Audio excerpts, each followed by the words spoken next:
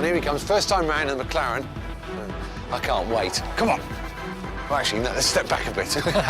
Turning in with a big oversteer out, flip, now we're trying to power slide it. And now we're, whoa. Oh, no. He doesn't look comfy in it. I'm not having so much fun. Well. What, edgy? Yeah, you look a bit twitchy. It's nothing like as consistent as well. I'm going to have to learn to drive this more than I did the Ferrari that was instantly putty in my hands. Come on, Tiff. You know what the kids want? They want the big Tiff drift. Give me a chance. The trouble was, I was trying to make the McLaren do exactly what it's programmed not to do. Flick it, go, Tiff, go. Now I've said it. Oh, we're off. Tiff! What's going on, man? What's going on? Even with the traction control turned off, the car reduced the torque just when I needed it to hold the drift. Then, as the rear tyres began to grip and I was starting to steer out of the slide, the car tried to save itself with brake steer. All of which combined to create the massive overcorrection that turned us into a high-speed lawnmower. You're not happy with it, are you? No. Isn't that It doesn't want to interesting? be power slid, basically. It's not set up. It's turning, it's pointing. I'm finding the limit very quickly.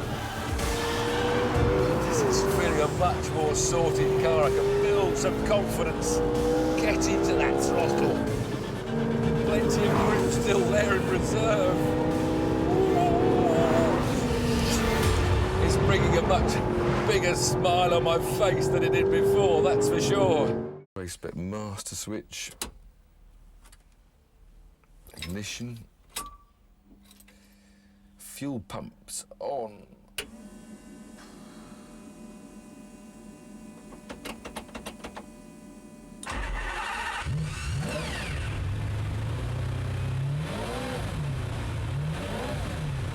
Now, stripped out for race spec, this car has lost like 300 kilos of weight, so it's lost all the sound deadening. So this is not going to be a quiet trickle when you drive the car. In fact, I noticed these headsets, because the only way you can talk to a passenger if you had one is with these. Hopefully I'll be able to drive without them, because to listen to that V12 in the back is very special. Let's try and give it some kick in this hairpin. Everything's gonna hold. Way. Still not trusting it right on the limit. Now, let's see if I can go that bit further. Give it the flick. Hold it.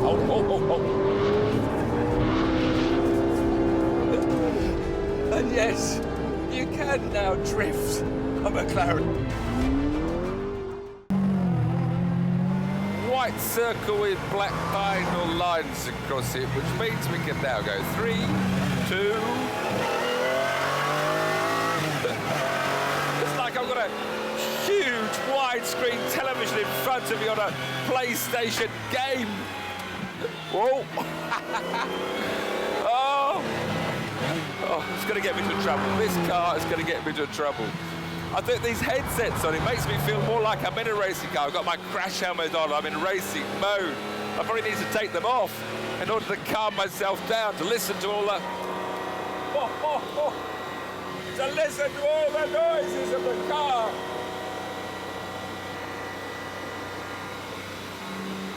Oh my God.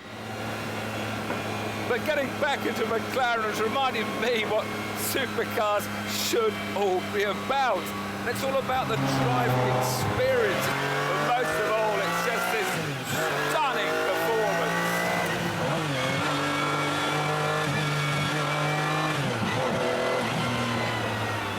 Because I'm sitting in the most exciting, I say this again, the most exciting road car ever built. The SLR is about as hot rod as it gets. Despite it being German, listen to this. This is just V8. It's just hot rod. It's pure muscle. That is just filth. Utter filth. The Mercedes SLR of the 50s stood for Sporty Light Racer, but this SLR at nearly 1,800 kilos is best described as a bit of a handful. You certainly know there's a lot of weight underneath you. And you understand why it's got a stiff car on the roads, but it's perhaps not even stiff enough here out on the track. When I try to find the limits, it begins to roll, you think the back's going to go, but the steering isn't that communicative. So you don't actually know when it's going to go through your hands, you only know through your arse. In the end, once you've got it really, really sideways, then you know where the back end is. It's the halfway in between series, which I'm not quite so keen on. The Lamborghini Aventador Roadster, a brand new 217 mile an hour convertible.